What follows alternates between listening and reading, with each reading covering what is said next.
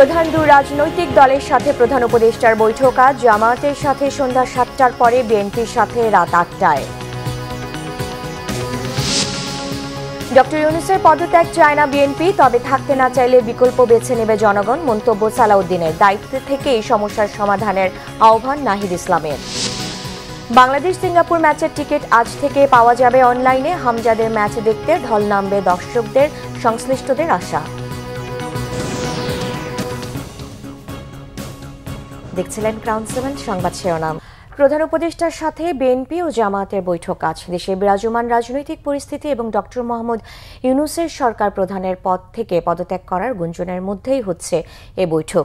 গত রাতে প্রধান উপদেষ্টার প্রেস উইং এই তথ্য নিশ্চিত করেছে। জানা গেছে সন্ধ্যা ৭টার পরে প্রথমে জামায়াতে ইসলামীর সাথে বৈঠক করবেন ডক্টর মোহাম্মদ ইউনূস, এরপরে বৈঠক হবে বিএনপির সাথে। প্রেস উইং থেকে জানানো হয় বিএনপি ও জামায়াত দুই দলের সঙ্গে আলাদা আলাদাভাবে বৈঠক করবেন প্রধান উপদেষ্টা। বৈঠকের আমন্ত্রণ পাওয়ার বিষয়টি নিশ্চিত করেছেন বিএনপির স্থায়ী কমিটির সদস্য সালাউদ্দিন আহমেদ। গত বৃহস্পতিবার রাতে প্রধান উপদেষ্টা দেশে বিরাজমান রাজনৈতিক পরিস্থিতি এবং রাজনৈতিক দল সহ বিভিন্ন মহলের কাছ থেকে কাঙ্ক্ষিত সহযোগিতা পাচ্ছেন না অনুযোগ করে প্রয়োজনে দায়িত্ব থেকে সরে যাওয়ার ইঙ্গিত দিয়েছিলেন। বিএনপির স্থায়ী কমিটির সদস্য সালাউদ্দিন আহমেদ বলেছেন, ডক্টর মোহাম্মদ ইউনূস পদত্যাগ দাবি করেননি বিএনপি, তবে তিনি যদি আবেগের বশে পদত্যাগ করেন তাহলে বিকল্প বেছে নেবে জনগণ। ডক্টর মোহাম্মদ ইউনূসের পদত্যাগের গুঞ্জনের প্রতিক্রিয়ায় গতকাল এ কথা বলেছেন বিএনপির অন্যতম এ নীতি নির্ধারক। আমরা চেয়েছি রোডম্যাপ, উনি নিজের দায়িত্ব ছেড়ে দিতে চান।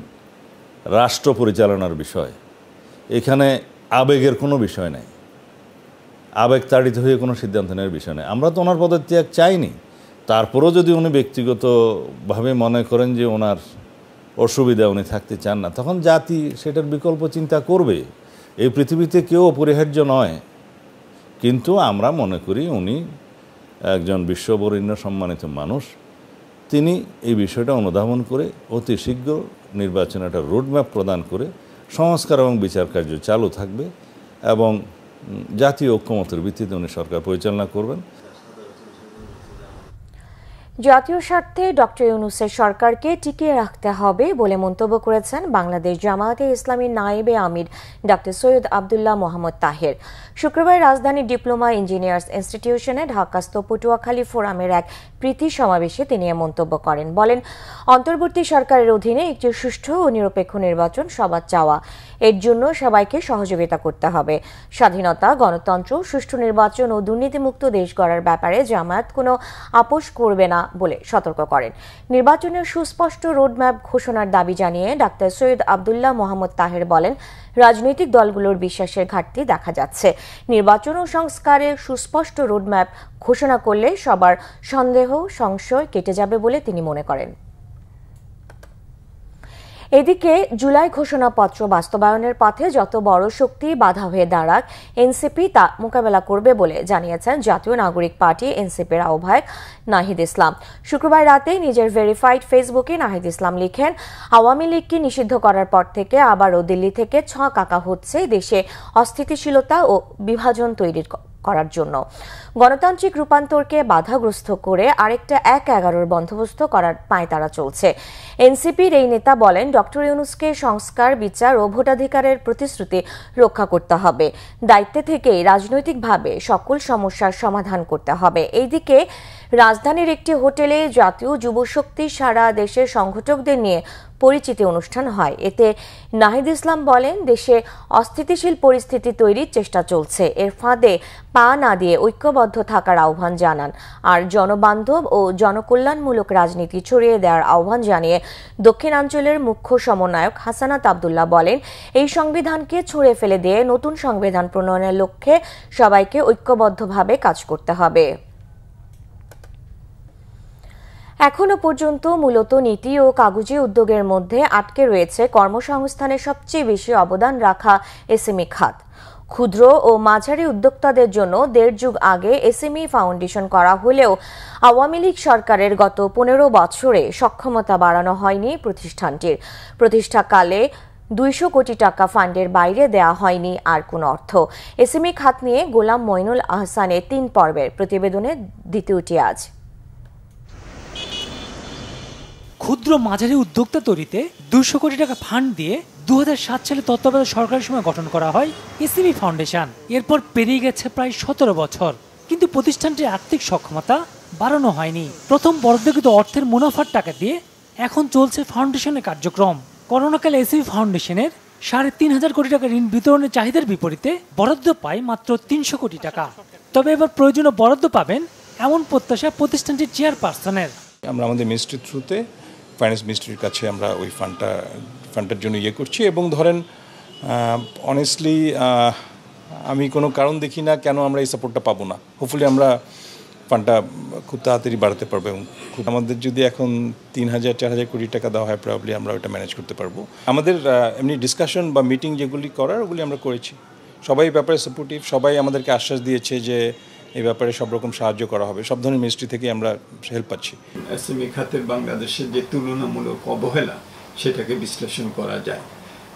আমরা এসএমই ফাউন্ডেশন করেছিল, একটা বড় ভালো একটা উদ্যোগ ছিল, কিন্তু সেখানেও প্রাথমিক অর্থায়নের পরে যে ধরনের পরিকল্পনা করা হয়েছিল, পরিশোধ করা হয়েছিল, টাস্ক ফোর্স করা হয়েছিল, এগুলো কিন্তু কার্যকর কোনো ভূমিকা রাখতে পারেনি। ব্যাংকগুলোকে অনেক সময় বাংলাদেশ ব্যাংক থেকে বিভিন্ন নির্দেশনা দেওয়া হয় যে এসএমই খাতে এত পার্সেন্টেজ দিতে হবে, কিন্তু আমরা দেখি যে এখানে সংজ্ঞায়নের মধ্যেও একটা সমস্যা আছে।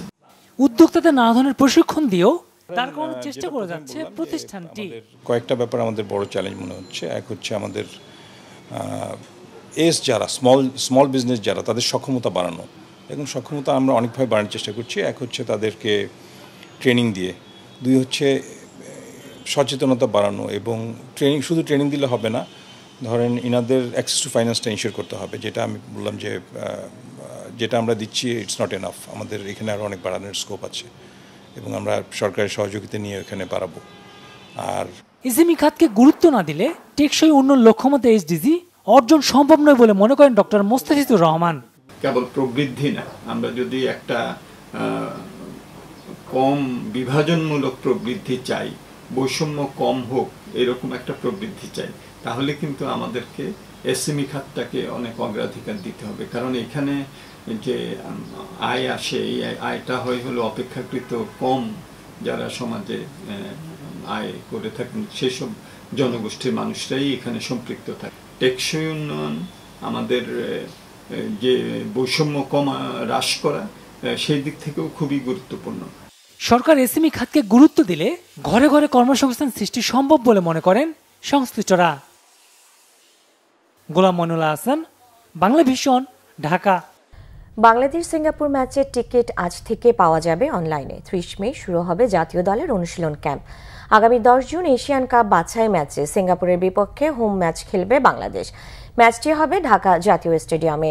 সেই ম্যাচের জন্য একদিন এগিয়ে 30 মে থেকে অনুশীলনে নামবে জাতীয় দল। প্রিমিয়ার লিগ ফুটবল শেষ হওয়ার আগেই শিরোপা জিতে নিয়েছে মোহামেডান। লিগের নৈপুণ্যে জাতীয় দলের ক্যাম্পের জন্য কোচ হেভিয়ার কাবরেরার বাছাই করেছেন ফুটবলারদের।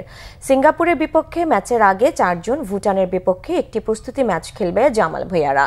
এশিয়ান কাপ বাছাইয়ে আগের ম্যাচে ভারতের মাটিতে বাংলাদেশের জার্সিতে অভিষেক হয়েছিল ইংল্যান্ড প্রবাসী হামজা চৌধুরীর। এবার ঘরের মাঠে অভিষেক হতে যাচ্ছে এই মিডফিল্ডারের। 2 জন দলের অনুশীলনে যোগ দেওয়ার কথা তার। লাল সবুজের জার্সিতে অভিষেকের অপেক্ষায় আরও 2 প্রবাসী ফুটবলার। ইতালির ফাহমেদুল 30 মে ও কানাডার সমিত সোম 3 জুন যোগ দিবেন ক্যাম্পে। এদিকে টিকিফাই নামে একটি অনলাইন প্ল্যাটফর্মে শনিবার থেকে পাওয়া যাবে ম্যাচে 2টি টিকিট। সিঙ্গাপুরের বিপক্ষে সর্বনিম্ন 400 ও সর্বোচ্চ 5,000 টাকা, এবং ভুটানের বিপক্ষে ম্যাচে টিকিটের দাম ন্যূনতম 200 টাকা। এই ছিল এখনকার মতো। পরের সংবাদ সকাল 11টায়। এছাড়া বাংলা ভিশন সংবাদ ও সংবাদ সংশ্লিষ্ট অনুষ্ঠান দেখতে ভিজিট করুন www.vvnews24.com ও facebook.com/banglavisionnews এবং সাবস্ক্রাইব করুন youtube.com/banglavisionnews। ধন্যবাদ।